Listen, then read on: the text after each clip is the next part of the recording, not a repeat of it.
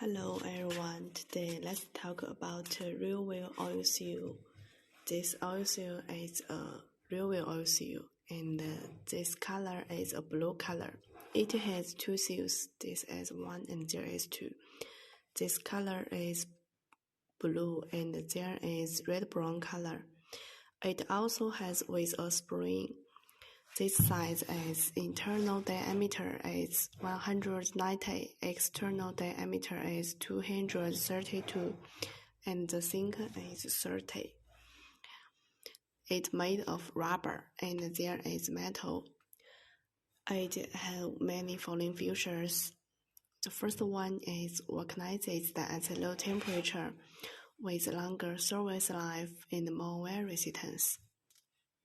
Good abrasion resistance, high temperature resistance, good structure, aging resistance, and oil leakage prevention, mud-proof water, ticking spring, and ticking skeleton. If you like this, just send us our inquiries. We can send you free samples. And it's applicable to heavy truck parts.